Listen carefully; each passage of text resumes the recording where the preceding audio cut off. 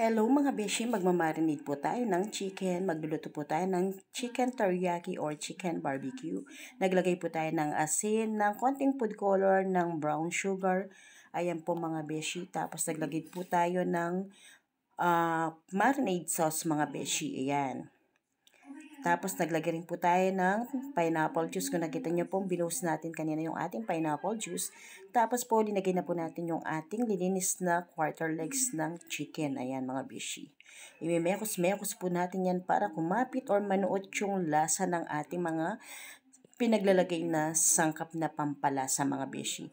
Tapos, ang gagawin po natin dyan mga beshi, isi-set aside po natin yan ng 1 hour bago po natin siya hihawin mga beshi. Dahil nakalimutan po natin yung powdered paminta, nilagay na po natin siya mga beshi ko.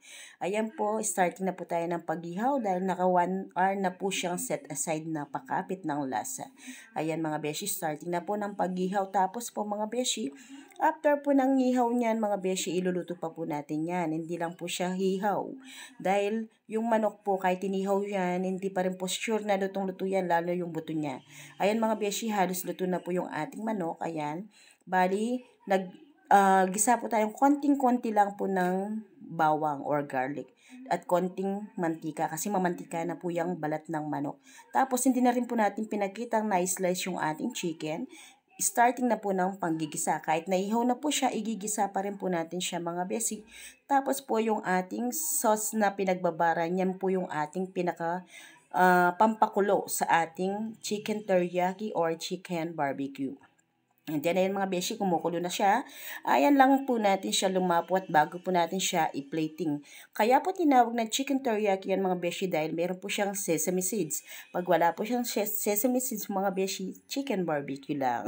Ganun lang po yung pagkakaiba ng dalawa. Chicken teriyaki and chicken barbecue. Sesame seeds lang po ang diferensya ng dalawa. Ayan mga beshi ko.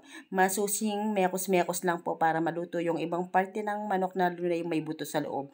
Kasi mostly po yung ganyan, hindi luto agad po yung buto sa loob mga beshila. Na pagka hinihaw mo yung maapoy yung hihaw mo, naluluto agad yung labas pero yung loob hindi.